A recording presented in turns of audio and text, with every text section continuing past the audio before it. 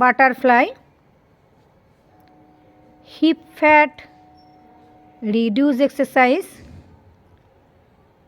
বাটককে কমানোর এক্সারসাইজ। বাটকের এক্সারসাইজ, বাটকের ব্যায়াম, হিপ ফ্যাট রিডিউস এক্সারসাইজ,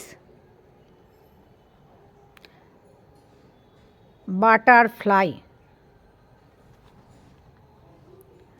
ভালো করে করো সবাই, খুব সুন্দর করে করো।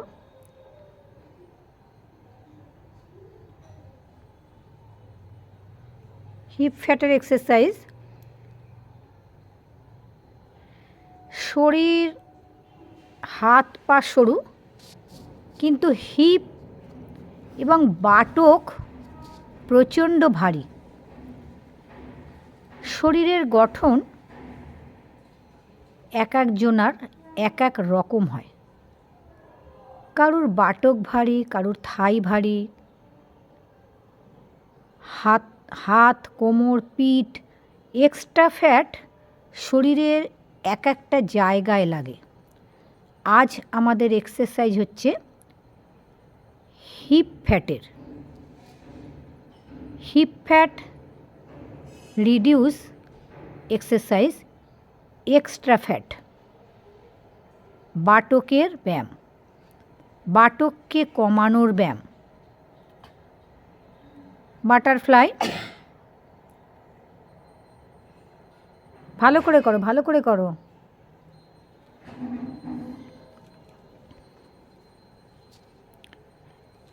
এই বাটারফ্লাই পায়ের ব্যথার জন্য উপকার।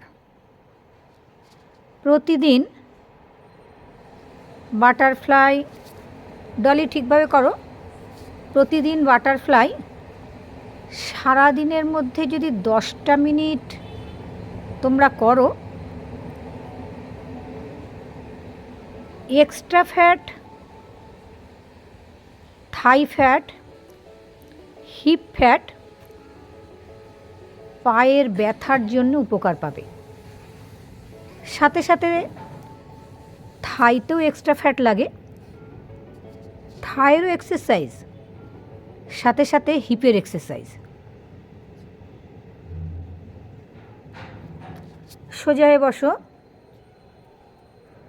সোজা হয়ে বসো, তুমি সোজা হয়ে বসো, সোজা হয়ে বসো।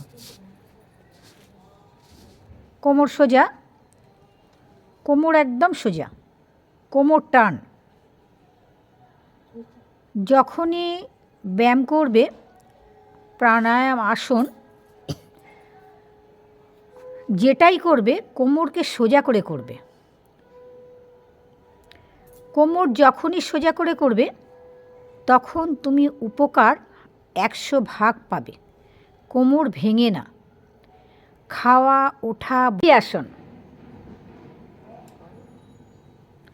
এক্সট্রা ফ্যাটের ব্যায়াম শুরু করে দাও।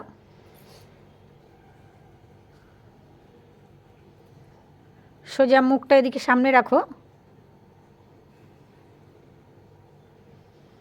সোজা তাকাবে।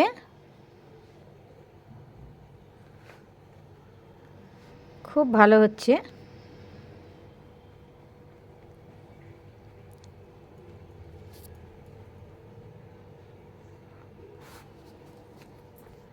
খুব সুন্দর হচ্ছে। পাকে ভালো করে নাড়াও। যারা এখানে হেভি ওয়েট আছো, হেভি ওয়েটে তোমরা অনেক আরাম পাবে।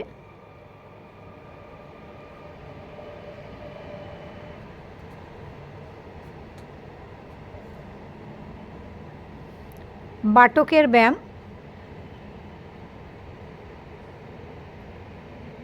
হিপ এক্সারসাইজ,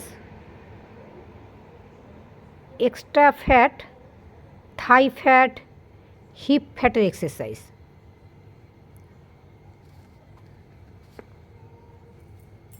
ওজন কমানোর এক্সারসাইজের সাথে সাথে আমাদের খাদ্যর দিকে অতি অবশ্যই ধ্যান দিতে হবে। এখন শীতকাল, প্রতিদিন সকালে টিফিনে অঙ্কুরিত ছোলা, মুগ এবং মেথি টিফিনে খাবেন। অঙ্কুরিত ছোলা, মুগ এবং মেথি যাদের হার্টের সমস্যা, হাই প্রেশার, শরীরের যে কোনো জায়গায় ব্যথা, যে কোনো রোগের জন্যে অঙ্কুরিত আপনারা খেতে পারবেন। কিন্তু ছোলা ভাজা, বাদাম ভাজা এগুলো খেলে আপনাদের শরীরে এক্সট্রা ফ্যাট লাগবে, আর যাদের ব্যথা আছে তাদের ব্যথা বাড়বে।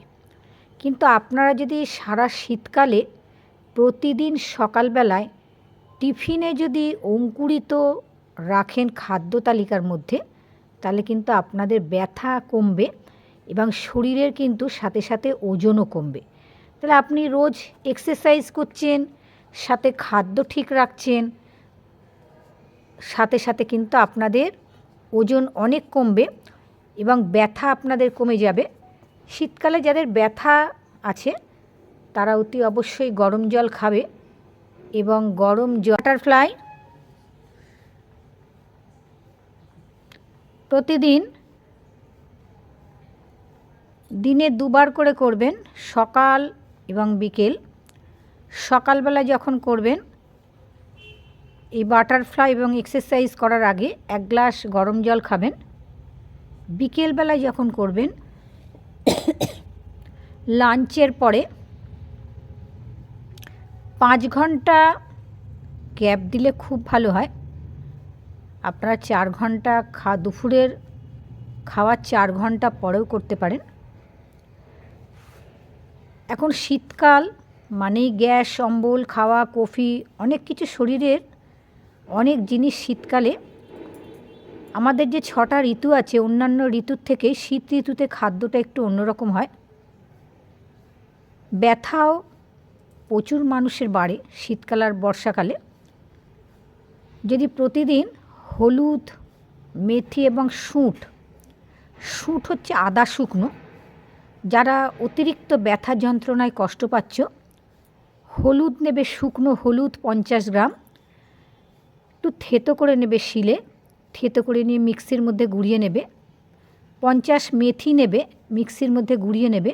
শুকনো আদা বাজারে কিনতে পাওয়া যায়। তাহলে আদা, হলুদ এবং মেথি একসাথে একটা শিশির মধ্যে গুঁড়িয়ে রেখে দেবে। প্রতিদিন সকালবেলায় খালি পেটে 1 চামচে মুখে দিয়ে 1 গ্লাস গরম জল খাবে। সন্ধেবেলায় 1 চামচে মুখে দিয়ে 1 গ্লাস গরম জল খাবে। ব্যথার অভ্যর্থ ওষুধ রসুন, ব্যথার জন্য উপকার। রসুন যখন খাবে খালি পেটে খেলে খুব ভালো হয়। যারা খালি পেটে খেতে পারবে না, একটু 1 চামচে কড়াইতে ঘি দেবে, দিয়ে রসুনকে একটু নেড়ে নেবে, রসুন যেন লাল যেন না হয়। প্রতিদিন শীতকালে খাদ্যের মধ্যে যদি রসুন রাখো, ব্যথা থেকে অনেক আরাম পাবে। টক জাতীয় জিনিস যাদের ব্যথা আছে তারা খাবে না।